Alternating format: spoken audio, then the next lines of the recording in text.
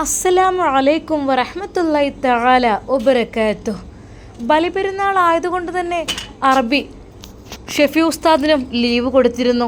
എല്ലാവർക്കും ഉള്ളതുപോലെ ആ ദിവസം അവർ സ്വതന്ത്രരാണ്. അവർക്ക് പ്രത്യേകമായ ഡ്യൂട്ടിയും കാര്യങ്ങളും ഒന്നുമില്ല. എന്നാൽ ഷെഫി ഉസ്താദിൻ്റെ ശിഷ്യയായ സഹർ ബത്തുൽ, അവൾക്ക് അതിൽ വളരെയധികം വിഷമമാണ്. ഒരു ദിവസം പോലും ഷെഫി ഉസ്താദിൻ്റെ ആ ഒരു ക്ലാസ് കേൾക്കാതെ നിൽക്കാന്ന് പറഞ്ഞാൽ അവൾക്ക് ശരിക്കും വിഷമമുള്ള കാര്യം തന്നെയായിരുന്നു. പെരുന്നാൾ ദിവസം അല്പം സങ്കടത്തോടെ കണ്ട അവളോട് അറബി ചോദിക്കുന്നു, അല്ലയോ മോളെ, എന്തു പറ്റി? എന്താ നിനക്കൊരു മൂഡ് ഓഫ്? ബാബ ഒന്നുമില്ല എന്നവൾ പറയുന്നു. പക്ഷേ മകളുടെ ആ ഒരു മൂഡ് ഓഫ് എന്താണെന്ന് അറിയുവാൻ വേണ്ടിയിട്ട് ഭാര്യയോട് കാര്യങ്ങൾ തിരക്കുന്നു. എന്തു പറ്റി മോൾക്ക്? വലിയ ഹാപ്പി ഇല്ലല്ലോ. പെരുന്നാൾ ആയ ദിവസം കൊണ്ട് തന്നെ നമുക്ക് നല്ല സന്തോഷത്തിലാണല്ലോ നമ്മൾ നിൽക്കേണ്ടത്. എന്തൊക്കെ തന്നെയാലും ഹാപ്പി ആയിരിക്കണം. പടച്ച റബ്ബ് നമുക്ക് വേണ്ടി ആഘോഷിക്കുവാൻ വേണ്ടി തന്ന ദിവസങ്ങളാണത്. 3-4 ദിവസമെങ്കിലും, ഒന്നുമില്ലെങ്കിലും 3 ദിവസമെങ്കിലും നമ്മൾ നോമ്പ് പോലും എടുക്കരുത് എന്നാണ് അള്ളാഹുവിൻ്റെ നിർദ്ദേശം. എന്നിട്ടിപ്പോൾ മോളെന്താ ഇത്രമാത്രം? മോളോട് കാര്യം തിരക്കണം. അങ്ങനെ അതാ അറബി ചോദിക്കുന്നു, യാ സഹർബത്തുൽ, മോളുടെ മനസ്സിൽ എന്ത് വിഷമങ്ങളുണ്ടെങ്കിലും അതെന്നോട് തുറന്നു പറയണം. അബി ഒന്നുമില്ല. അവൾ അതിൽ നിന്ന് പിന്മാറുന്നു. എൻ്റെ മകൾ ഇങ്ങനെയല്ല, എന്തോ ഉണ്ട്. എന്തൊക്കെ തന്നെയായാലും എൻ്റെ പ്രിയപ്പെട്ട പുത്രി എന്നോട് തുറന്നു പറയും എന്ന് ഞാൻ വിചാരിക്കുന്നു. അത് പറഞ്ഞുകൊണ്ട് അറബി പോയി. പെട്ടെന്ന് ഭാര്യയോട് പറഞ്ഞു, അതെ, അവൾക്ക് ഒരു ഗദ്ദാമയെ അത്യാവശ്യമായിട്ടുണ്ട്. അവളുടെ കാര്യങ്ങൾ നോക്കുവാനും എല്ലാത്തിനും വേണ്ടിയിട്ട് ഒരു ഗദ്ദാമ്മ അത്യാവശ്യമാണ് എന്നത് ഉറപ്പാണ്. അല്ലാതെ ഒരിക്കൽ പോലും അങ്ങനെയാവില്ല. ഇൻഷാ അല്ലാഹ് നോക്കട്ടെ, പെട്ടെന്ന് തന്നെ അവൾക്കുള്ള ഗദ്ദാമ്മയെ ഏർപ്പാട് ചെയ്യാം. എന്തൊക്കെ തന്നെയായാലും പെരുന്നാൾ ദിവസം അവളോട് ഹാപ്പി ആയിരിക്കാം പറയണം. നേരെ അതാ അറബിയമ്മ അവളുടെ അടുക്കലെത്തുന്നു. മോൾക്ക് എന്ത് വേണമെങ്കിലും ആവശ്യപ്പെടാം. മോളുടെ വിഷമം എന്താണ് അത് പറയണം. എന്നാൽ ഈ സമയം പെരുന്നാൾ ദിവസം ഉമ്മാക്ക് വിളിക്കുകയാണ് ഷെഫി ഉസ്താദ്. ഉമ്മ, അസ്സലാമു അലൈക്കും, ഈദ് മുബാറക്. വലൈക്കും അസ്സലാം. മോനെ, എൻ്റെ കുട്ടിയുടെ പെരുന്നാളൊക്കെ ഉമ്മ റാഹത്താണ്, അൽഹംദുലില്ലാ. മോനെ ലീവായിരിക്കില്ലേ? ആ ഉമ്മ, 3 ദിവസം ഇനി അത് കഴിഞ്ഞിട്ടേ ഉള്ളൂ. എല്ലാവർക്കും ഇവിടെ ആ ദിവസം ഫ്രീ ആണ്. പിന്നെ ഡ്യൂട്ടി ഉള്ളവരും ഉണ്ടാവും കേട്ടോ, പക്ഷേ എനിക്കൊക്കെ അങ്ങനെയാണ്. മോനെ അൽഹംദുലില്ലാ, എൻ്റെ കുട്ടീനെ പഠിച്ചോൻ കഴിക്കൂല, എവിടുന്നാണെങ്കിലും പഠിച്ച റബ്ബ് രക്ഷിക്കും. ഉമ്മാൻ്റെ പ്രാർത്ഥന എൻ്റെ കുട്ടിക്ക് ഉണ്ടാവേ. പിന്നെ എങ്ങനെ? ഉമ്മ ശരിയാണ്, ഉമ്മാൻ്റെ പ്രാർത്ഥന കൊണ്ട് മാത്രമാണ് ഉമ്മ എനിക്ക് ഇത്ര റാഹത്തുള്ള ജോലി കിട്ടിയതും എല്ലാം ആയത്. സത്യമായിട്ടും ഞാൻ എൻ്റെ ഉമ്മയാണ് വിചാരിക്കുന്നത്. എൻ്റെ ഉമ്മ ദുആ ചെയ്യുന്നത് കൊണ്ട് മാത്രം, ഉമ്മയുടെ ആ കരങ്ങളുണ്ടായത് കൊണ്ട് മാത്രമാണ് എനിക്ക് ഇത്ര സമാധാനത്തിൽ ഇവിടെ ജീവിക്കാൻ കഴിയുന്നത്. മോനെ, ഉമ്മാൻ്റെ കുട്ടിക്ക് ഉമ്മ ഉണ്ടല്ലോ എപ്പോഴും ദുആ ചെയ്യാൻ. ഉമ്മ മരിക്കോളം, ഉമ്മാൻ്റെ കൈകളുള്ളിടത്തോളം കാലം എൻ്റെ കുട്ടി പേടിക്കണ്ട. ഉമ്മ, നിങ്ങളെ മുഖം കാണാൻ എനിക്ക് വല്ലാത്ത ആഗ്രഹമുണ്ട്. ഞാൻ സക്കീർ ഉസ്താദിൻ്റെ കയ്യിൽ ഒരു സാധനം കൊടുത്തേക്കുന്നുണ്ട്. അല്ല, സക്കീർ ഉസ്താദ് നിങ്ങളെ കയ്യിൽ കൊണ്ടുവന്ന് തരും. എൻ്റെ പൊന്നാരുമ്മ, അത് സക്കീർ ഉസ്താദിൻ്റെ കയ്യിൽ ഉമ്മാൻ്റെ ഫോണ്, ചെറിയ ഫോണും കൊടുക്കണം. ഒക്കെ ശരിയാക്കി തരും സക്കീർ ഉസ്താദ്. അത് മറ്റാർക്കും ഉമ്മ കാണിക്കാനും കൊടുക്കാനും നിൽക്കണ്ട. മോനെ, എന്താ അത്? അല്ലേ, ഉമ്മക്കൊരു ഫോണാണ് ഞാൻ കൊടുത്തേക്കുന്നത്. എനിക്ക് വീണ്ടും അറബി ഗിഫ്റ്റ് തന്നതാണ്. ഉമ്മ കുറച്ചധികം ഗിഫ്റ്റ് കിട്ടിയിരുന്നു. സത്യം പറഞ്ഞാൽ എനിക്ക് പേടിയാണ് ഉമ്മ അതൊക്കെ വാങ്ങുന്നത്. ഒന്നുമല്ല, ഞാൻ വിചാരിക്കും നമ്മൾ ഉപയോഗിക്കുമ്പോൾ മറ്റൊരാൾക്ക് ഉപയോഗിക്കാൻ കൊടുത്താൽ അതല്ലേ ഏറ്റവും നല്ലത്. നമ്മളുണ്ടെന്ന് കരുതിയിട്ട് കൂടുതലായി എല്ലാം ഉപയോഗിക്കുന്നത് ശരിയല്ലല്ലോ എന്ന് കരുതിയിട്ടുമ്മ എനിക്ക് കിട്ടിയ ഒരുപാട് നല്ല ഗിഫ്റ്റുകൾ ഞാനത് ഇവിടുത്തെ ഗദ്ദാമൊക്കെ കൊടുത്തു. ഇനിയുണ്ടുമ്മ, ഇനിയും വരും. എനിക്ക് സത്യം പറഞ്ഞാൽ ഭയമാണ് കൂടുതൽ ക്യാഷും കൂടുതൽ സാധനങ്ങളൊക്കെ കിട്ടുന്നത്. അള്ളാഹു പരീക്ഷിക്കോ എന്നുള്ളൊരു തോന്നലാണുമ്മ. മോനെ, എല്ലാ പരീക്ഷണങ്ങളെ തൊട്ടും പടച്ച റബ്ബ് കാത്ത് രക്ഷിക്കട്ടെ. ഉമ്മ, എനിക്ക് ഉമ്മാനെ കാണാനുള്ള പൂതി കൊണ്ടാണ് കേട്ടോ ഞാൻ കൊടുത്തേക്കുന്നത്. ഉമ്മ അതാർക്കും കൊടുക്കരുത് കേട്ടോ. ഇല്ല മോനെ. എന്തൊക്കെ തന്നെയായാലും ഷെഫി ഉസ്താദ് അന്ന് തന്നെ അത് കൊടുത്തേക്കുന്നു നാട്ടിലേക്ക്.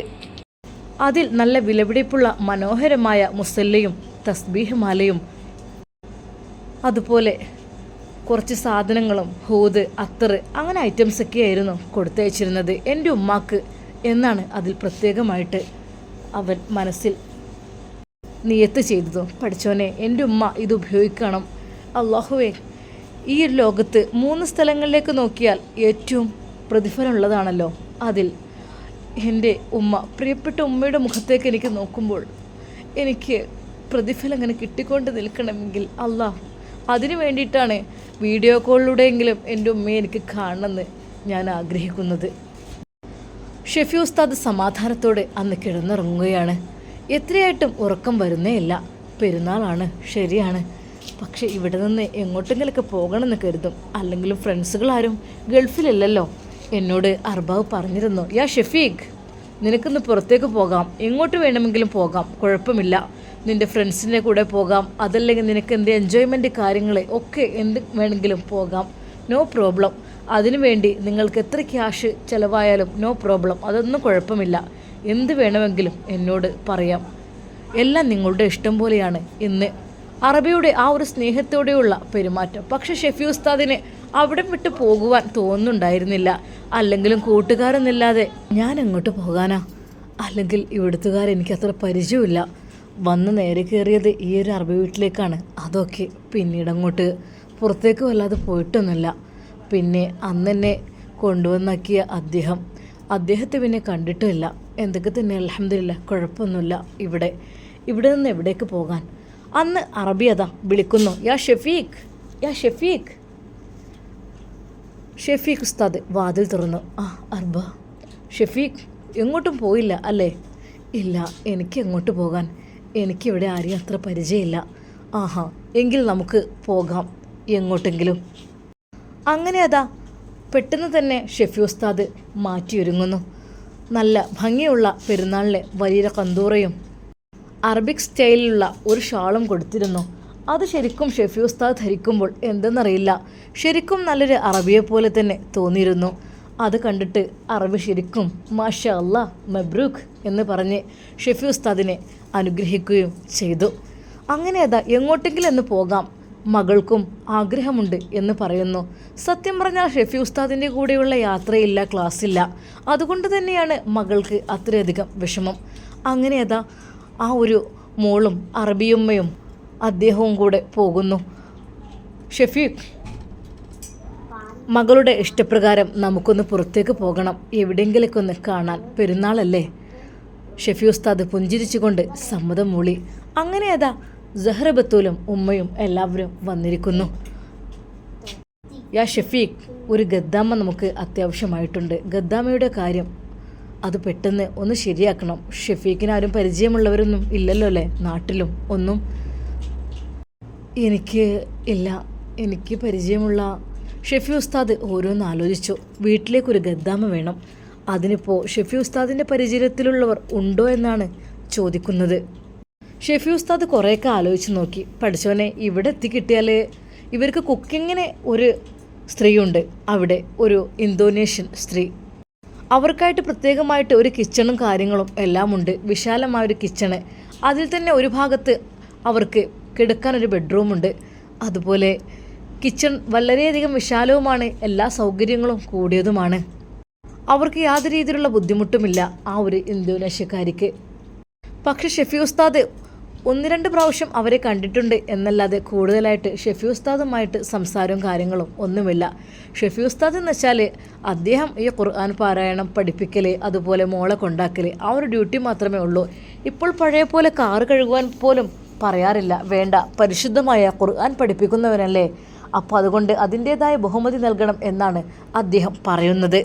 എന്തൊക്കെ തന്നെയാലും സഹ്റ ബത്തൂലിനെ അപ്പോഴാണ് സമാധാനമായത്. ഷെഫി ഉസ്താദിൻ്റെ കൂടെയുള്ള യാത്ര അതവൾ വളരെയധികം ഇഷ്ടപ്പെട്ടിരുന്നു. അവൾ ചിരിയും കളിയും തുടങ്ങി, ഓരോന്ന് സന്തോഷത്തോടെ പറയാനും തുടങ്ങി. അറബിയുമ്മയും ഉപ്പയും കണ്ടില്ലേ, മോൾക്ക് പുറത്തുനിന്നിറങ്ങിയപ്പോൾ ഹാപ്പിയായി. ഓഹ്, ഞാൻ വിചാരിച്ചു പെട്ടെന്ന് തന്നെ ഗദ്ദാമയെ വേണമെന്ന്. അവൾക്ക് എന്തെന്നറിയില്ല, കൂടുതൽ സമയം ഗദ്ദാമയുടെ കൂടെയൊക്കെ അവർ ജീവിക്കുന്നത് കൊണ്ട് തന്നെ അവർക്ക് അവരോടായിരിക്കും കൂടുതൽ ഇഷ്ടം. അറബിയോടും അറബിയമ്മയോടും ഒന്നും ആയിരിക്കില്ല. അല്ലെങ്കിലും പ്രസവിച്ചിടുക എന്നല്ലാതെ കുഞ്ഞുങ്ങളെ നോക്കലും അതെല്ലാം അവർ തന്നെയല്ലേ. ആദ്യമേ അങ്ങനെ തന്നെ, ഇതിപ്പോൾ 3ാമത്തതാണ്. ഇപ്രാവശ്യത്തവൾ വന്ന് കുറച്ചൊക്കെ നിന്നിട്ടുണ്ട്. സഹറ ബത്തൂലിന് സന്തോഷം അടക്കുവാൻ കഴിയുന്നില്ല. അവൾ ഓരോ കാര്യങ്ങൾ പറഞ്ഞുകൊണ്ടിരുന്നു. അവൾ പറയുന്ന സ്ഥലത്തെല്ലാം വണ്ടി ഓഫ് ചെയ്ത് അവിടെ ഇറങ്ങി അവിടെയെല്ലാം അവൾ പ്രകൃതി ഭംഗി ആസ്വദിച്ചു കൊണ്ടിരുന്നു. അതിനിടയിൽ ഷെഫി ഉസ്താദിനോട് പലതും അവൾ ആവശ്യപ്പെടുന്നുണ്ട്. ഈ ഒരു ഭാഗത്തിന് എന്ത് പറയും, ഈ ഒരു പൂവിന് എന്ത് പേര് പറയും, ഈ പ്രകൃതിക്ക്, ഈ ഒരു കാലാവസ്ഥയ്ക്ക് എന്ത് പേര് പറയും എന്നുള്ള രീതിയിൽ പല പല സംശയങ്ങളാണ് അവൾക്കും അന്നും ഉണ്ടായത്. അതെ, അവൾ യാത്രയിലുടനീളം ചോദിക്കുന്ന ആകാശത്തെക്കുറിച്ചും മഴയെക്കുറിച്ചും വെയിലിനെക്കുറിച്ചും മണൽത്തരികളെക്കുറിച്ചും അങ്ങനെ എന്തെന്നറിയില്ല, മരുഭൂമിയിൽ ചുട്ടുപൊള്ളുന്ന ഓരോ മണൽത്തരികളെക്കുറിച്ചും അത് ചൂടാകുന്നതിനെക്കുറിച്ചും അങ്ങനെയാണ് അവളുടെ സംശയങ്ങൾ. ഷെഫി ഉസ്താദ് ശരിക്കും വിചാരിച്ചു, ഈ കുട്ടി ശാസ്ത്രജ്ഞന്മാരെക്കാൾ അപ്പുറത്താണെന്ന് തോന്നുന്നു. ആ രീതിയിലുള്ള ഡൗട്ടുകളാണ് ഈ കുട്ടിക്കുള്ളത്. എങ്കിലും ഷെഫി ഉസ്താദിൻ്റെ ആ ഒരു മനോഹരമായ ശബ്ദത്തിലൂടെയുള്ള ആ ഒരു വ്യാഖ്യാനം കേൾക്കുമ്പോൾ അവൾക്ക് അത് വല്ലാത്തൊരു സമാധാനമാണ്, സന്തോഷമാണ്. എത്രയും പെട്ടെന്ന് മകൾക്കൊരു ഗദ്ദാമയെ വേണമെന്നുള്ള ആവശ്യത്തിലാണ് അറബിയുമ്മയോ നിൽക്കുന്നത്. കാരണം അവൾക്ക് എന്തൊക്കെയോ വിഷമങ്ങൾ ഉണ്ടായിരുന്നു. പക്ഷേ ഇപ്പോഴത് മാറിയെങ്കിലും ഇനിയൊരു പക്ഷേ അവളെ വിഷമിപ്പിക്കാൻ പാടില്ല എന്നതുകൊണ്ട് തന്നെ അവരുടെ മനസ്സിൽ അതായിരുന്നു ചിന്ത. ഷെഫി ഉസ്താദിനോട് ചോദിച്ചിട്ട് അവർക്കറിയുന്ന ആരും ഉള്ളതായിട്ട് ഷെഫി ഉസ്താദിന് അറിയുന്നില്ല. അതായത് അറബി വീട്ടിലെ ജോലിക്ക് എന്നല്ല, കിച്ചൺ ജോലിക്കല്ല, മറിച്ച് മകളെ നോക്കുവാനും അവളുടെ കാര്യങ്ങൾ നോക്കുവാനും വേണ്ടി മാത്രമാണ്. അതായിരുന്നു സുലേഖ എന്ന ഫിലിപ്പൈൻസ് പെണ്ണിൻ്റെയും ജോലി. അതല്ലാതെ അതിനപ്പുറത്തേക്കായിട്ടൊന്നുമില്ല. ഇന്തോനേഷ്യക്കാരിയുടെ ആ ഒരു കിച്ചൺ, അവിടെ നിന്ന് ഭക്ഷണം വരെ ഷെഫി ഉസ്താദിന് കൊണ്ടുവന്ന് കൊടുക്കലും ഫിലിപ്പൈൻസ് പെണ്ണ് തന്നെയായിരുന്നു. അവൾ പോയതിനു ശേഷം കുറച്ചൊക്കെ ബുദ്ധിമുട്ടും കാര്യങ്ങളൊക്കെ ഉണ്ട്. എന്തായാലും വേണ്ടില്ല, പെട്ടെന്നൊരു ഗദ്ദാമ അത് വേണം, അത് അത്യാവശ്യമാണ് ആ വീട്ടിന്. കാരണം കുക്കിങ്ങിന് വേണ്ടി ഒരാൾ മാത്രം പോരാ, മോളുടെ കാര്യം നോക്കാൻ തന്നെ ഒരാൾ വേണം. അങ്ങനെയാണ് അവളെ വളർത്തിയതും എല്ലാം. എന്നാൽ അവർ ഗാർഡനിലൂടെ നടക്കുമ്പോൾ അറബി ചോദിക്കുന്നു ഷെഫി ഉസ്താദിനോട്, യാ ഷെഫീഖ് അർബ, നിങ്ങൾക്ക് നാട്ടിൽ പോകാൻ ആഗ്രഹമുണ്ടോ? അത് നാട്ടിൽ പോകാൻ ആഗ്രഹമുണ്ടായിട്ട് ഇവിടെ ആളില്ലാതെ. ഷെഫി ഉസ്താദ് അത്രയും താഴ്മയോടെയാണ് അത് പറഞ്ഞത്. യാ ഷെഫീഖ്, നിങ്ങൾക്ക് ആവശ്യമെങ്കിൽ പോകാം കേട്ടോ, ആവശ്യമെങ്കിൽ. കാരണം മോൾക്ക് സ്കൂൾ അടക്കുകയാണ്, പിന്നെ 2 എക്സാം കൂടി കഴിഞ്ഞാൽ അവൾക്ക് സ്കൂൾ അടക്കും. നിങ്ങൾക്ക് വേണമെങ്കിൽ 1 മാസം അല്ലെങ്കിൽ 2 മാസം വേണമെങ്കിൽ പോയി നിൽക്കാം, ഷെഫി ഉസ്താദിനോട് അറബി പറയുന്നു. ഷെഫി ഉസ്താദിൻ്റെ മനസ്സിൽ വല്ലാതെ സന്തോഷമുണ്ടായി. പഠിച്ചോനെ, എൻ്റെ ഉമ്മയെ കാണാലോ എനിക്ക്. പക്ഷേ മറുഭാഗം ചിന്തിച്ചപ്പോൾ ഷെഫി ഉസ്താദിന് നാടെന്ന ആഗ്രഹം തന്നെ ഇല്ലാതെയായി. സീനത്ത്, തൻ്റെ ഭാര്യ, തന്നെ ഒന്ന് മൈൻഡ് പോലും ചെയ്യാത്ത അവളുടെ അവസ്ഥ, തന്നെ എപ്പോഴും കുറ്റപ്പെടുത്തുന്ന അവളുടെ ആ ഒരു വാക്കുകൾ, അതെല്ലാം കൂടി ആലോചിച്ചപ്പോൾ മനസ്സിന് ചെറിയൊരു വിഷമം തോന്നി. പക്ഷേ എൻ്റെ ഉമ്മയുണ്ടല്ലോ, എനിക്ക് വേണ്ടി പ്രാർത്ഥിക്കുന്ന എൻ്റെ ഉമ്മയെ കണ്ണിറയെ കാണാമല്ലോ എന്ന് കരുതി. ഷെഫി ഉസ്താദ് അറബിയോട്, ഇൻഷാ അല്ലാ എനിക്ക് ആഗ്രഹമുണ്ട്, എൻ്റെ ഉമ്മയെ കാണണം എന്നായിരുന്നു പറഞ്ഞത്. മാഷാ അല്ലാ, ഉമ്മയെയും വൈഫിനെയൊക്കെ കാണാമല്ലോ അല്ലേ? Wife sorry no okay. എന്നാൽ അദ്ദേഹത്തിൻ്റെ വിചാരം വൈഫ് ഇല്ല എന്ന് തന്നെയായിരുന്നു. നാട്ടിലേക്ക് പോകുവാൻ വേണ്ടി അറബി അനുമതി കൊടുക്കുന്നുണ്ട്. എന്നാൽ ഈ സമയം ഇതെല്ലാം കേട്ടുകൊണ്ട് അതാ അവിടെ സഹറ ബത്തുൽ ആ പൂന്തോട്ടത്തിൽ പൂക്കളെ തലോടിക്കൊണ്ട് നിൽക്കുകയായിരുന്നു. പെട്ടെന്ന് അവളുടെ മുഖം വല്ലാതെ അങ്ങ് ചുവന്ന് തുടുത്തത് അറബി ശ്രദ്ധിച്ചു. യാ ബത്തൂൽ, ഇവിടെ വരൂ. ബാബാ. അവളുടെ കണ്ണുകൾ നിറയുന്നതും ശ്രദ്ധിച്ചു. ബാബാ. ബത്തൂൽ, എന്തു പറ്റി മോളെ? ബാബാ നോ. എന്താ മോളെന്താ പറയുന്നത്? അവൾ കാര്യമായിട്ട് പിന്നീടൊന്നും പറഞ്ഞില്ല. മോൾക്ക് വീണ്ടും സങ്കടം വന്നിട്ടുണ്ട്. പെട്ടെന്ന് തന്നെ ഗദ്ദാമയെ സെറ്റാക്കണം തന്നെയായിരുന്നു അവരെപ്പോഴും പറഞ്ഞത്. ഷെഫി ഉസ്താദ് നാട്ടിൽ പോകുന്നത് എനിക്ക് ഇഷ്ടമല്ല എന്ന് പറയുവാൻ അവൾക്ക് ധൈര്യമുണ്ടായിരുന്നില്ല. അറബികളല്ലേ, ദേഷ്യം പിടിച്ചാൽ പിടിച്ച പോലെയാണ് അവർ, സ്നേഹിച്ചാലോ അവർ നക്കിക്കൊല്ലും എന്ന് പറഞ്ഞ പോലെ തന്നെ. ബാപ്പിയാണെങ്കിലും ശരി, ബാപ്പിയുടെ മുമ്പിൽ കണ്ണീരൊഴുക്കിയെന്നല്ലാതെ അവൾ പേടിച്ചിട്ട് ഒരക്ഷരം മിണ്ടിയില്ല. അങ്ങനെ അവരുടെ ടൂറെല്ലാം കഴിഞ്ഞ് അവർ ഭക്ഷണം കഴിക്കുവാൻ ഇരുന്നു. ഷെഫി ഉസ്താദിനെ എല്ലാ സ്വാതന്ത്ര്യവും അവിടെ നൽകിയിരുന്നു. അദ്ദേഹത്തിന് കൂടുതൽ ഒരിക്കലും കടുപ്പിച്ചിട്ടില്ല ഒരു കാര്യത്തിലും. കാരണം അതിൻ്റെ ആവശ്യമില്ല. ഷെഫി ഉസ്താദ് അത്യധികം സൂക്ഷ്മതയിൽ ജീവിക്കുന്നവൻ ആയതുകൊണ്ട് തന്നെ അറബി ഉമ്മയുടെ മുമ്പിലും ആ മകളുടെ മുമ്പിലും വളരെയധികം നല്ല രീതിയിലായിരുന്നു അദ്ദേഹത്തിൻ്റെ പെരുമാറ്റം. അത്രക്കും അച്ചടക്കത്തോടു കൂടെ ഒരിക്കൽ പോലും അവരുടെ മുമ്പിലേക്ക് അങ്ങനെ കയറി വന്നിട്ടില്ല. അനുവാദം ചോദിച്ച് മാത്രം വളരെയധികം അച്ചടക്കത്തോടെ വിനയത്തോടെയായിരുന്നു ഷെഫി ഉസ്താദിൻ്റെ സ്വഭാവം. ശരിക്കും അവർക്കെല്ലാവർക്കും ആ ഉസ്താദിൻ്റെ സ്വഭാവം വല്ലാതെ അങ്ങ് പിടിച്ചിരുന്നു. അല്ലാ, ഇങ്ങനെ ഉണ്ടാവുമല്ലോ ആളുകൾ. എന്നാൽ ഒരിക്കൽ അറബി ഉമ്മ അറബിയോട് പറഞ്ഞ കാര്യമാണിത്. അർബ, ശരിക്കും മുത്ത് ഹബീബ് സല്ലല്ലാഹു അലൈഹി വസല്ലമയുടെ മാതൃക എന്നൊക്കെ പറഞ്ഞ് കേട്ടിട്ടുണ്ട്. പക്ഷേ ഷെഫി ഉസ്താദിനെ കാണുമ്പോൾ എനിക്ക് മുത്ത് ഹബീബ് സല്ലല്ലാഹു അലൈഹി വസല്ലമയുടെ മാതൃക പിൻപറ്റി ജീവിക്കുന്ന ഒരാളെപ്പോലെയാണ് എനിക്ക് തോന്നുന്നത്. സത്യമായിട്ടും ചിരിച്ചുകൊണ്ട് അറബി പറഞ്ഞു, മാഷാ അല്ലാഹ്, ശരിയാണ്, എനിക്കും അത് പലവട്ടം തോന്നിയിട്ടുണ്ട്. അദ്ദേഹം കളവ് പറയുന്നില്ല, വഞ്ചന ചെയ്യുന്നില്ല. വളരെയധികം നല്ല രീതിയിൽ മാത്രമാണ് അദ്ദേഹത്തിൻ്റെ സ്വഭാവവും കാര്യങ്ങളും. ഉച്ചത്തിൽ ഒന്ന് സംസാരിക്കുക പോലും അദ്ദേഹം ചെയ്യുന്നില്ല. എങ്കിലോ ഖുർആൻ പാരായണമൊക്കെ വളരെയധികം മനോഹരമായ ശബ്ദത്തിലും തികച്ചും വ്യത്യസ്തമായിരുന്നു ഷെഫി ഉസ്താദിൻ്റെ നടപടിയും കാര്യങ്ങളും. അതുകൊണ്ട് തന്നെ അവർക്ക് ഒത്തിരി അങ്ങ് ഇഷ്ടപ്പെട്ടു ഷെഫി ഉസ്താദിനെയും. എന്തൊക്കെ തന്നെയാലും ഷെഫി ഉസ്താദിനെ 2 മാസത്തോളം നാട്ടിൽ പോകുവാൻ അനുമതി കൊടുത്തിട്ടുണ്ട് എന്ന് മനസ്സിലായി. ഷെഫി ഉസ്താദ് എന്തൊക്കെ തന്നെയാലും ഉമ്മയോട് ഇത് പറയണമെന്നും വിചാരിക്കുന്നു.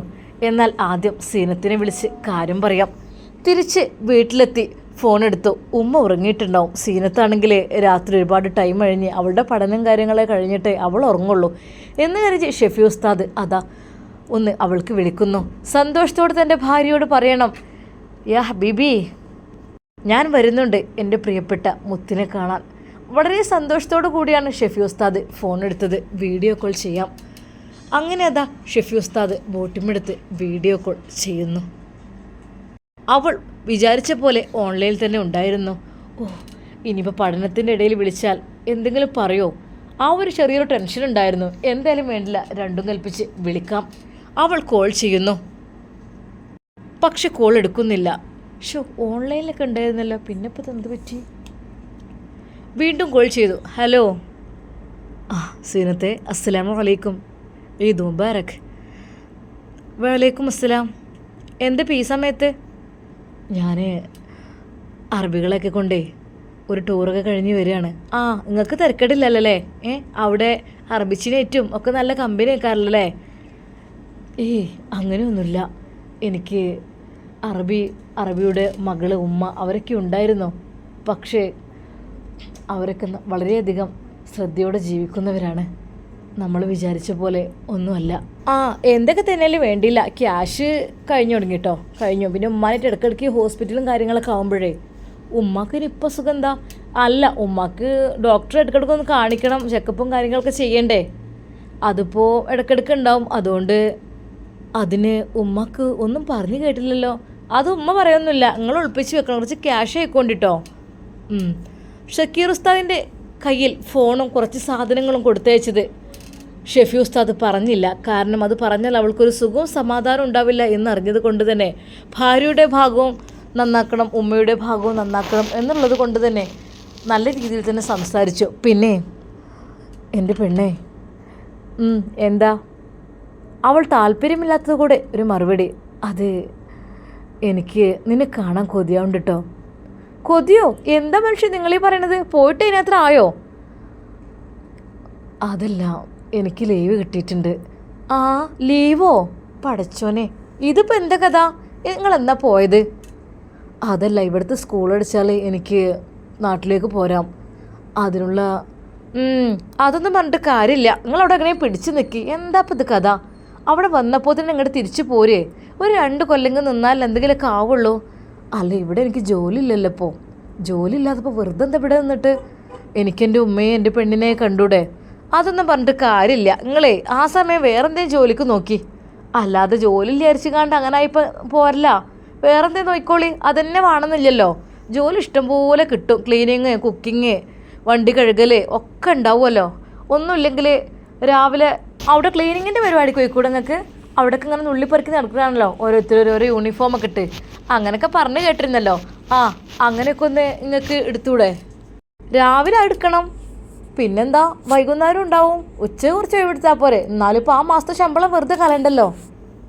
എൻ്റെ പൊന്നാറ് സീനത്ത്, എനിക്കുള്ള സാലറി ഒക്കെ തരും. സാലറി കിട്ടിക്കോട്ടെ, അറബിൻ്റെ അടുത്ത് നിന്ന് കിട്ടണേ കിട്ടിക്കോട്ടെ, നിങ്ങൾ വേറെ എന്തെങ്കിലും ജോലിക്ക് പോയി, അല്ലാതെ ഇപ്പം തന്നെ നിങ്ങൾ ഇങ്ങോട്ട് വന്നിട്ട് എന്ത് കാര്യത്തിനാ? ഇവിടെ ഇപ്പം എന്തത്ര വലിയത്? നീ എന്തൊക്കെയാ പറയുന്നത്? ഇവിടെ ജോലി, ഒരാൾക്ക് ലീവ് കിട്ടിക്കഴിഞ്ഞാൽ പെട്ടെന്ന് നാട്ടിലേക്ക് വരാൻ വേണ്ടി ഓരോ ഭാര്യമാർ വിളിക്കണേ. അതെ, ഞാൻ അങ്ങനെ തമാശയോട് വെറുതെ കൊഞ്ചി കഴിയുന്ന ആളല്ല. നിങ്ങളെ കാര്യത്തിന് വേണ്ടിയിട്ടാണ് ഞാൻ പറഞ്ഞയച്ചത്. അപ്പോൾ പിന്നെ നിങ്ങൾ അവിടെ തന്നെ നിൽക്കുകയാണ് വേണ്ടത്. ഇപ്പം തന്നെ അങ്ങോട്ട് വരാനും നിൽക്കണ്ട. 2 മാസം ഇവിടെ നിന്നിട്ട് ഇവിടെ എന്ത് കാട്ടാനാ? ഇനിയിപ്പോൾ നിങ്ങൾ മദ്രസ കയറും, പിന്നെ പോവില്ല, അതിന് വേണ്ടിയിട്ടല്ലേ നിങ്ങൾക്ക്? അതല്ല പെണ്ണേ, ഇവിടെ സ്കൂള് പൂട്ടിക്കഴിഞ്ഞാൽ പിന്നെ ജൂൺ ജൂലൈ ആഗസ്റ്റിലൊക്കെ തുറക്കുള്ളൂ, അതുകൊണ്ടാണ്. അല്ലാതെ അതൊന്നും പറഞ്ഞിട്ട് കാര്യമില്ല. ഇപ്പോൾ ഇങ്ങോട്ട് വരാനും നോക്കണ്ട. ഞാൻ പറഞ്ഞല്ലോ, ക്ലീനിങ്ങിൻ്റെ പരിപാടി, അവിടെയൊക്കെ റോഡൊക്കെ അടിച്ചു വാരി നന്നാക്കുന്ന പരിപാടി, ഇതിങ്ങനെ വേസ്റ്റ് പെറുക്കുന്ന പരിപാടിയൊക്കെ ഇഷ്ടം പോലെ കിട്ടും. ഒന്ന് അന്വേഷിച്ച് നോക്കോളി ലീവ് ഇട്ടാനാകുമ്പോഴത്തിന്, അല്ലാതെ ഇങ്ങോട്ട് പായല്ല വേണ്ടിയത്. ഭാര്യയുടെ ആ ഒരു പ്രതികരണം കേട്ടപ്പോൾ ശരിക്കും ഷെഫി ഉസ്താദ് ഒന്ന് ഞെട്ടിപ്പോയി. യാ അല്ലാ, പഠിച്ചോനെ എന്തൊക്കെ റബ്ബെ ഞാനീ കേൾക്കണത്. റഹ്മാനെ, അല്ല എന്താണിത് സംഭവിക്കണത്? എൻ്റെ ഭാര്യയാണല്ലേ ഈ പറയണത്. ആരെങ്കിലും ഇങ്ങനെ പറ റബ്ബേ. അല്ലാ, യാ അല്ലാ, പഠിച്ചോനെ എന്തൊരവസ്ഥയാണിത് എൻ്റെത്? എനിക്ക് മാത്രമാണ് റബ്ബേ ഇങ്ങനെയൊരവസ്ഥ. ശരിക്കും ഷെഫി ഉസ്താദ് തരിച്ചു നിൽക്കുകയാണ്. ഏതൊരു പെണ്ണും തൻ്റെ ഭർത്താവിൻ്റെ സാന്നിധ്യം കൊതിക്കും. അതെ, തൻ്റെ ഭർത്താവ് വരുമ്പോൾ അവൾക്ക് സന്തോഷമായിരിക്കും. പലരും ഗൾഫിലേക്ക് പറഞ്ഞേക്കില്ല. എന്താ റബ്ബേ എൻ്റെ സ്ഥിതി ഇങ്ങനെ? എന്നെ അവൾ ഗൾഫിലേക്ക് പറഞ്ഞയച്ചു എന്ന് മാത്രമല്ല, ലീവ് കിട്ടിയിട്ട് പോലും അവൾ തിരിച്ചു വരാൻ സമ്മതിക്കുന്നില്ല. സത്യം പറഞ്ഞ ഷെഫി ഉസ്താദിൻ്റെ കണ്ണുകൾ നിറഞ്ഞൊഴുകി. അദ്ദേഹം പടച്ച റബ്ബിനോട് കരഞ്ഞു പ്രാർത്ഥിച്ചു, അല്ലാ. എന്നാൽ അപ്പോഴേക്കും അവൾ ഫോൺ കട്ട് ചെയ്തു. മനുഷ്യനെ മെനക്കെടുത്താനായിട്ട് ഇപ്പം തന്നെ അങ്ങോട്ട് വരികയാണല്ലോ, എന്താന്നില്ല കുറച്ച് അവിടെ നിന്നൂടെ? എന്നിട്ട് ഇവിടെയാണ് സ്ഥിരമാക്കിക്കാണ്ട് ഉസ്താദ് തന്നെ നടന്ന 5000 രൂപ ശമ്പളവും വാങ്ങി. അതെ, സീനത്തിൻ്റെ അടുത്ത് നടക്കൂല ഈ പരിപാടിയൊന്നും. എന്താന്നില്ലേ അതിൻ്റെ വിചാരം ഞാനിങ്ങനെ പോരി പറഞ്ഞ് കൊഞ്ചി വിളിക്കുന്ന അങ്ങനെ എടുത്തൊന്നും ചിന്താഗതിയൊന്നും എനിക്കില്ല. എനിക്ക് അങ്ങനത്തെ പരിപാടിയില്ല. സത്യം പറഞ്ഞ ഷെഫി ഉസ്താദിൻ്റെ മനസ്സ് വല്ലാതെ വേദനിച്ചു. നാട്ടിൽ പോകുവാനുള്ള ആ ഒരു ആഗ്രഹം തന്നെ ഷെഫി ഉസ്താദിന് ഇല്ലാതായി എന്ന് തന്നെ പറയാം. പഠിച്ചോനെ, അങ്ങോട്ട് ചെന്നിട്ട് എന്താ? എന്നെ സ്നേഹിക്കാൻ, ഒന്ന് മര്യാദയോടു കൂടെ തന്നോട് മിണ്ടാൻ പറയാൻ ഒരാളില്ലാതെ. പക്ഷെ എൻ്റെ ഉമ്മയെ ആലോചിക്കുമ്പോൾ എനിക്ക് വല്ലാത്ത സങ്കടം തോന്നാണ്. പഠിച്ചോനെ, എൻ്റെ ഉമ്മയെ അല്ലാതെ അവളെ വിചാരിച്ചിട്ടില്ല. ഇനിയിപ്പോൾ അറബിയോട് എന്ത് പറയും? ഞാൻ നാട്ടിലേക്ക് ചെന്നാലും എന്താ അറബി ഞാൻ ചെയ്യുക? എനിക്കറിയുന്നില്ല. എനിക്കെൻ്റെ ഉമ്മയെ വേണം. എനിക്കെൻ്റെ ഉമ്മയെ ഒന്ന് കാണണം. ലീവ് കിട്ടിയിട്ടും എൻ്റെ പൊന്നുമ്മയുടെ ആ മുഖം എനിക്ക് കാണാൻ കഴിയുന്നില്ലല്ലോ. എനിക്ക് കാണണം. സീനത്തിന് എന്നെ ഇഷ്ടമില്ലെങ്കിൽ വേണ്ട, എനിക്ക് എൻ്റെ ഉമ്മയെ കാണണം. എനിക്ക് ഉമ്മയെ കാണാൻ വല്ലാതെ ആഗ്രഹമുണ്ട് ഉമ്മ. എനിക്ക് ഒത്തിരി ഇവിടെ ലീവാണ് 2 മാസം. ഞാൻ ഉമ്മയുടെ അടുക്കലേക്ക് വരട്ടെ. പക്ഷേ അവളുടെ കൂടെ ഷെഫി ഉസ്താദ് പൊട്ടിക്കരഞ്ഞുകൊണ്ട് പ്രാർത്ഥിച്ചു പടച്ച റബ്ബിനോട്.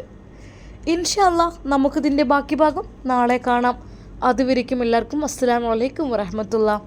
പ്രിയപ്പെട്ട കൂട്ടുകാരെ, ഞാൻ നാളെ കാണാമെന്നൊക്കെ പറയും, പക്ഷെ ചില സമയത്ത് നമ്മളിവിടെ UAE ആയതുകൊണ്ട് തന്നെ ഞങ്ങൾ കാര്യമായിട്ട് കുറച്ച് പുറത്തൊക്കെ പോകും. നമ്മളിവിടെ വരുമ്പോഴല്ലേ അറബ് രാജ്യം കാണാൻ പറ്റുക. നമ്മൾ അറബ് രാജ്യത്ത് വന്നിട്ട് ഇവിടുത്തെ സ്ഥലങ്ങൾ കാണാതെ പോകുന്ന പറയുമ്പോൾ ഒരു ഇതല്ലേ. അപ്പോൾ ഞാനിവിടെ കുറച്ചൊക്കെ സ്ഥലങ്ങളൊക്കെ ബ്രദറിൻ്റെ കൂടെ, ബ്രദറിന് ലീവ് കിട്ടുമ്പോൾ ഞങ്ങൾ പോകും, അല്ലെങ്കിൽ ഒറ്റയ്ക്ക് പോകും. എൻ്റെ മൂത്താപ്പാൻ്റെ മക്കളൊക്കെ ഇവിടെ ഉണ്ട്, അവർ പോവും. ഇന്നലെ ഇപ്പോൾ ദുബായിൽ പോയി, അറബി വീട്ടിൽ പോയി. ചില മൂത്താപ്പാൻ്റെ കുറച്ച് മക്കളൊക്കെ അറബി വീട്ടിലാണ് വർക്ക് ചെയ്യുന്നത് കേട്ടോ. അറബി വീട് കണ്ടു. മാഷാ അല്ലാഹ്, അൽഹംദുലില്ലാ. അവരെ വീടൊക്കെ ശരിക്കും വ്യത്യസ്തമായ രീതിയിലുള്ള വീടുകളൊക്കെയാണ് കേട്ടോ. ഉച്ചയ്ക്ക് വരാൻ പറഞ്ഞപ്പോൾ ഫുള്ളായിട്ട് കാണിക്കായിരുന്നു. പിന്നെ മുകളിൽ അവർ ഗസ്റ്റുകാരൊക്കെ വന്നപ്പോൾ താഴ്ഭാഗം ജസ്റ്റ് ഒന്ന് കണ്ടു. അവർ കിച്ചണ് കണ്ടു, പിന്നെ അവിടുത്തെ ഗദ്ദാമയെ കണ്ടു, സംസാരിച്ചു. ഇൻഷാ അല്ലാഹ് വീഡിയോ ഒക്കെ വരും കേട്ടോ. പിന്നെ മറ്റൊരു അറബി, ഇവിടെ അടുത്തുള്ള അറബി വീട്ടിൽ, എൻ്റെ മൂത്താപ്പാൻ്റെ മോൻ്റെ അറബി വീട്ടിൽ അവിടെ പോയിട്ടില്ല. പക്ഷെ അവർ ഒരുപാട് ഈത്തപ്പഴങ്ങളും കാര്യങ്ങളൊക്കെ മൂത്താപ്പാൻ്റെ മോന് പെങ്ങൾക്ക് എന്ന് പറഞ്ഞിട്ട് കൊണ്ടുവന്ന് തന്നിട്ടുണ്ട്. എത്രയുണ്ട്, എങ്ങനെ കൊണ്ടുപോയി ഞങ്ങൾക്കറിയില്ല. ഞങ്ങൾക്ക് മൊത്തത്തിലാകെ 110 കിലോനാണ് കൊണ്ടുപോകാൻ പറ്റും. എനിക്കും എൻ്റെ ഭർത്താവിനും എനിക്കും 3 കുട്ടികൾക്കും കൂടി. പക്ഷേ അത് എങ്ങനെ കൊണ്ടുപോകും എനിക്ക് അറിയുന്നില്ല. കാരണം നല്ല വെയിറ്റുള്ള സാധനമല്ല ഈത്തപ്പഴം എന്ന് പറഞ്ഞാൽ. പിന്നെ കുറച്ച് നമുക്ക് അത്യാവശ്യം നമ്മളെ ഫാമിലിക്ക് വേണ്ടിയിട്ട്, നമുക്ക് വേണ്ടപ്പെട്ടവർക്ക് വേണ്ടിയിട്ട്, അങ്ങനെ നമ്മൾക്ക് വേണ്ടി കാത്തിരിക്കുന്നവർക്ക് വേണ്ടിയിട്ട് നമുക്ക് എന്തെങ്കിലുമൊക്കെ ഒരു സമ്മാനം വാങ്ങണ്ടേ. അങ്ങനെ എന്തെങ്കിലുമൊക്കെ ചെറുതായിട്ട് സമ്മാനങ്ങളും ഇതൊക്കെ എല്ലാവർക്കും ഒന്ന് വാങ്ങിയിട്ടുണ്ട് ഫ്ലൈറ്റിന്. അങ്ങനെ അത് വാങ്ങി, അൽഹംദുലില്ലാ അത് വാങ്ങിയിട്ടുണ്ട്. പിന്നെ അതുപോലെ തന്നെ വേറെ പെട്ടി വാങ്ങിയിട്ട് നമ്മളെ സാധനം നടക്കുകയില്ല. അങ്ങനെ അപ്പോൾ സഫമോൾക്കൊരു സംശയം, ഇവളിങ്ങനെ ചോദിക്കണേ. അപ്പോൾ എന്തൊക്കെ തന്നെയാലും അങ്ങനെയൊക്കെ പോയി. പിന്നെ ഇവിടെയുള്ള വലിയ മലമുകളിലും അവിടെയൊക്കെ കാണാൻ പോയി. ശരിക്കും ഇനി അബുദാബിയാണ് കാണാനുള്ളത്. ബാക്കി സ്ഥലങ്ങളൊക്കെ അൽഹംദുലില്ലാ കുറേയൊക്കെ ഞങ്ങൾ ടച്ച് ചെയ്തു, എല്ലായിടത്തും കണ്ടു. അത്യാവശ്യം കുറച്ച് വീഡിയോസൊക്കെ എടുത്തു, ഫുള്ളായിട്ട് എടുത്തിട്ടൊന്നുമില്ല അങ്ങനെയൊക്കെ.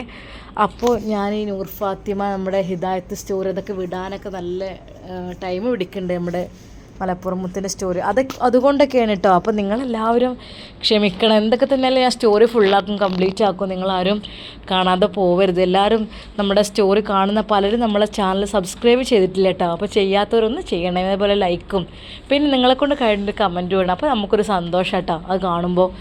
അപ്പോൾ അങ്ങനെയൊക്കെയാണ്. അപ്പോൾ ഇൻഷാ അല്ലാഹ് ഞങ്ങൾ വരും. ഇവിടുന്ന് ഇപ്പോൾ മക്കളെ സ്കൂളൊക്കെ തുറന്നല്ലോ. അപ്പോൾ എനിക്ക് ചിലപ്പോൾ സ്റ്റോറി, നമ്മളെ യാത്രകൾ, നമ്മളെ വ്ളോഗ് എല്ലാം കൂടി ആകുമ്പോൾ ഒരുമിച്ച് ബുദ്ധിമുട്ടാവും. അതുകൊണ്ടാണ് പലപ്പോഴും ഇപ്പോൾ ഇതില്ലാത്ത കേട്ടോ. എങ്കിലും ഷെഫി ഉസ്താദിൻ്റെ സ്റ്റോറിക്കൊക്കെ വേണ്ടി കാത്തിരിക്കുന്ന പലരും ഉണ്ട്, എനിക്കറിയാം. എന്നെ ഇഷ്ടമുള്ള ഒരുപാട് ആൾക്കാരുണ്ട്. നിങ്ങൾക്ക് വേണ്ടി ഞാൻ പ്രാർത്ഥിക്കാറുണ്ട് കേട്ടോ. കാരണം ഇവിടെ എന്ന് വെച്ചാൽ ഈ അറബ് നാട്ടിനൊക്കെ പ്രാർത്ഥിച്ചൊരു പക്ഷേ പഠിച്ച റബ്ബ് നമ്മുടെ പ്രാർത്ഥന കേൾക്കും. ഒരു പക്ഷേ എന്നല്ല, കേൾക്കും. നമ്മൾ പഠിച്ചവനോട് ചോദിച്ചാൽ നമുക്ക് പഠിച്ചവൻ തരുന്നതാണ്. ഇൻഷാ അല്ലാഹ് നമുക്ക് എല്ലാവർക്കും ഹജ്ജും ഉംറയും ചെയ്യാനുള്ള ഭാഗ്യം ഉണ്ടാകട്ടെ. അതുപോലെ തന്നെ ഞാൻ മലപ്പുറം മുത്ത് എന്നുള്ള ചാനലിൽ പറഞ്ഞല്ലോ, നമ്മുടെ ഒരു ഫ്രണ്ട് എന്ന് വെച്ചാൽ നമ്മളെ ഒരു പരിചയക്കാരന് കൂടിയായ ഒരു ആൾ ഇന്ന് മുസ്തഫ സിൽവാൻ എന്നൊക്കെ പറയുന്നത്, മുസ്തഫാക്ക എന്നൊക്കെ ഞങ്ങൾ വിളിക്കും. അദ്ദേഹത്തിന് ജ്യേഷ്ഠൻ 45 വയസ്സായിരുന്നു. അദ്ദേഹം മക്കയിൽ വെച്ച് മരണപ്പെട്ടു. ഞാൻ മലപ്പുറം മുത്ത് എന്നുള്ള ചാനലിൽ പറഞ്ഞിരുന്നു അതിനെക്കുറിച്ച്. നിങ്ങൾക്ക് അറിയുന്നുണ്ടെന്ന് കമൻറ്റ് ചെയ്യണേ. അദ്ദേഹം മക്കയിൽ വെച്ച് എല്ലാ കർമ്മങ്ങളും പൂർത്തിയാക്കി മിനായിൽ നിന്ന് എന്താ ചെറിയൊരു ക്ഷീണം ഇങ്ങനെ വന്നു പറഞ്ഞു. പെട്ടെന്ന് അറ്റാക്കായി മരണപ്പെടുകയും ചെയ്തു. അദ്ദേഹത്തെ മക്കയിൽ ജന്നത്തുൽ ബഖയിൽ മറവ് ചെയ്യപ്പെടും. മാഷാ അല്ലാഹ്. പഠിച്ചവനെ, അതൊക്കെ വല്ലാത്തൊരു ഭാഗ്യം തന്നെയല്ലേ നമുക്കൊക്കെ. അങ്ങനെ വിചാരിച്ച റബ്ബേ ഒന്നുമില്ലെങ്കിലും വേണ്ടില്ല, നമുക്ക് ആ മക്കയുടെ മണ്ണിൽ, മദീനയുടെ മണ്ണിലൊക്കെ നമുക്ക് അന്തി ഉറങ്ങാൻ ഭാഗ്യം ലഭിക്കുക എന്നൊക്കെ പറഞ്ഞാൽ എന്തൊരു ഭാഗ്യവാന്മാരാ. നമ്മളെ ഈ ദുനിയാവിൽ നമുക്ക് ഏറ്റവും ഇഷ്ടപ്പെട്ട, അള്ളാഹുവിനെ ഇഷ്ടപ്പെട്ട ആളുകളാണ് അവിടുന്ന് മരിക്കുക. ഇദ്ദേഹം എന്ന് വെച്ചാൽ ഷുഹൈബ് എന്നാണ് ഇദ്ദേഹത്തിൻ്റെ പേര്. അപ്പോൾ ഈ ഷുഹൈബ് എന്നുള്ള ഇദ്ദേഹത്തെ നമ്മളെപ്പോഴും ഒരു പുഞ്ചിരിയുള്ള മുഖവുമായിട്ടാണ് എപ്പോഴും കണ്ടിട്ടുള്ളത്. എപ്പോൾ നമ്മളെ കണ്ടാലും ചിരിക്കട്ടോ, അങ്ങനത്തെ ഒരു ഇതാണ്. ചില ആൾക്കാർക്ക് ഒരു ഗൗരവം, അത്ര വലിയ ബിസിനസ്സുകാരനൊക്കെയാണ്, ഒരുപാട് ബിസിനസ് കാര്യങ്ങൾ. സിൽവാൻ ഗ്രൂപ്പ് പറഞ്ഞാൽ ഒരുപാടുണ്ട്. ലൈറ്റ് ഗാലറി, ആൻഡ് ദെൻ മറ്റേ ടൈൽസ് ഗാലറി, സ്റ്റീലിൻ്റെത്, അതുപോലെ വേറെ എന്തൊക്കെയോ ഒരു സ്ഥാപനങ്ങൾ, ബേബി വിറ്റ്, അങ്ങനെ എന്തൊക്കെ ഫുഡ് ഐറ്റംസ് എല്ലാം ഉണ്ട്. അത്ര വലിയ മുതലാളിയായിട്ട് പോലും അദ്ദേഹത്തിൻ്റെ മുഖത്ത് എപ്പോഴും ഒരു പുഞ്ചിരിയാണ്. നമ്മളൊക്കെ കാണുമ്പോൾ ഒന്ന് ചിരിക്കൂട്ട്, അങ്ങനത്തെ ഒരു സ്വഭാവക്കാരനാണ്. പിന്നെ ഇദ്ദേഹത്തിൻ്റെ അനിയ മുസ്തഫാക്ക് അങ്ങനെ തന്നെ ഒരു ജാടയും കാര്യങ്ങളൊന്നും ഇല്ല. പക്ഷേ ഇദ്ദേഹത്തിൻ്റെ മരണം നമുക്ക് പെട്ടെന്ന് കേട്ടപ്പോൾ വല്ലാത്തൊരു ഷോക്ക് വന്നു, മനസ്സിക്ക് വല്ലാത്തൊരു വേദന ഉണ്ട് വന്നു. റബ്ബേ പഠിച്ചവൻ, അദ്ദേഹം 45 വയസ്സാണ്, ഒരു അസുഖമില്ല, ഹജ്ജ് കർമ്മമൊക്കെ പൂർത്തിയായി. ഇന്നലെയൊക്കെ മീഡിയ ചാനലിനോടൊക്കെ പറഞ്ഞ് സംസാരിച്ച് വളരെ റാഹത്തോടു കൂടെ ഈ പൊരി വെയിലിൽ ഹജ്ജൊക്കെ ചെയ്യാന്ന് പറഞ്ഞാൽ അതൊക്കെ പഠിച്ചോൻ്റെ അടുത്ത്, പഠിച്ചോന് വേണ്ടിയിട്ട് നമ്മൾ ചെയ്യണ പോലെയല്ല. അത്രയ്ക്ക് ത്യാഗം സഹിച്ചിട്ടാണ് ചെയ്തത്. 15 കിലോമീറ്ററോളം നടന്ന കഥയും ഒക്കെ ആ ത്യാഗം ആണല്ലോ ഹജ്ജ് എന്നൊക്കെ. അങ്ങനെയൊക്കെ അദ്ദേഹത്തിനെ കുറിച്ചൊക്കെ പറഞ്ഞ് എന്തൊക്കെ തന്നെയായാലും അദ്ദേഹം അള്ളാഹുവിൻ്റെ അടുക്കിലേക്ക് ആ പുണ്യഭൂമിയിൽ വെച്ച് യാത്രയായി എന്ന് പറഞ്ഞപ്പോൾ മനസ്സൊന്ന് വിതുമ്പിയെങ്കിലും മനസ്സ് ഒന്ന് സന്തോഷിക്കുകയും ചെയ്തു. കാരണം അള്ളാഹ് ആ ഒരു പുണ്യഭൂമിയിൽ കിടക്കാനുള്ള ഭാഗ്യം കിട്ടില്ലെന്ന് വിചാരിച്ചിട്ട്. അപ്പോൾ പഠിച്ച റബ്ബ് നമുക്ക് എല്ലാവർക്കും അതിനുള്ള ഭാഗ്യം നൽകട്ടെ. അവിടെ പോയിട്ട് മരിക്കാൻ, അവിടെ എത്താനൊക്കെയുള്ള ഭാഗ്യം ലഭിക്കാനല്ല വല്ലാത്തൊരു ഭാഗ്യം തന്നെ കേട്ടോ. അള്ളാഹു അദ്ദേഹത്തിൻ്റെ ഖബറിനെ സ്വർഗ്ഗപ്പൂന്തോപ്പായി കൊടുക്കട്ടെ എന്ന് നമുക്ക് പ്രാർത്ഥിക്കാം ഇൻഷാ അള്ളാഹ്. എല്ലാവരെയും പെട്ടെന്ന് മരണത്തെ തൊട്ട് കാത്തുരക്ഷിക്കട്ടെ. വീട്ടുകാർക്ക് ക്ഷമ നൽകട്ടെ. കുഞ്ഞു മക്കളുണ്ടാവും അല്ലേ, ഭാര്യ, ഉമ്മയുണ്ട്, മാതാവുണ്ട്. അദ്ദേഹത്തിന് ഉമ്മ ഞാൻ കണ്ടിക്കണ്. ആ ഉമ്മയൊക്കെ കാത്തിരിക്കുകയാണല്ലോ. അങ്ങനൊരു മക്കൾ രണ്ടുപേരും മക്കൾ തന്നെ തോന്നുന്നുണ്ട് വരാൻ വേണ്ടിയിട്ട് ഇങ്ങനെ കാത്തിരിക്കുമ്പോൾ. ഹജ്ജൊക്കെ കഴിഞ്ഞ് ഇന്നലെയൊക്കെ പെരുന്നാളൊക്കെ ആയിട്ട് നല്ല രീതിയിൽ റാഹത്തായി മിഞ്ഞാന്ന് വിളിച്ചിട്ടൊക്കെ ഉണ്ടാവും. റാഹത്തോടു കൂടി സന്തോഷത്തോടു കൂടി വർത്തമാനം പറഞ്ഞിട്ടുണ്ടാവും അല്ലേ. ഇന്ന് മോൻ്റെ മയ്യത്താണ്. അള്ളാഹു അദ്ദേഹത്തിൻ്റെ ദറജ ഉയർത്തട്ടെ. ഏതായാലും പുണ്യഭൂമിയിൽ കിടക്കാനുള്ള അന്തി ഉറങ്ങാനുള്ള ഭാഗ്യം ലഭിച്ചു. അത് വല്ലാത്തൊരു ഭാഗ്യം തന്നെയാണ്. അള്ളാഹു സുബ്ഹാനഹു വ തആല നമ്മളെല്ലാവരെയും കാത്തുരക്ഷിക്കട്ടെ പെട്ടെന്നുള്ള മരണത്തെ തൊട്ടും. അതുപോലെ മരണം ഹൈറാകുമ്പോൾ ഈമാനോട് കൂടി മരിക്കുവാനുള്ള ഭാഗ്യം പടച്ചിറബ് നമുക്ക് എല്ലാവർക്കും നൽകട്ടെ. അതാണ് വേണ്ടത്. അതവിടെ രക്ഷപ്പെട്ട് കഴിഞ്ഞാൽ പിന്നെ മുഴുവൻ രക്ഷപ്പെട്ടു. ഇൻഷാ അല്ലാഹ് നമുക്ക് എല്ലാവർക്കും ജന്നത്തുൽ ഫിർദൗസിൽ ഒരുമിച്ച് കൂടാനുള്ള ഭാഗ്യം പടച്ചിറബ് നൽകി അനുഗ്രഹിക്കട്ടെ. ആമീൻ യാ റബ്ബൽ ആലമീൻ. അസ്സലാമു അലൈക്കും വറഹ്മത്തുള്ളാഹി തആല വബറകാതുഹു.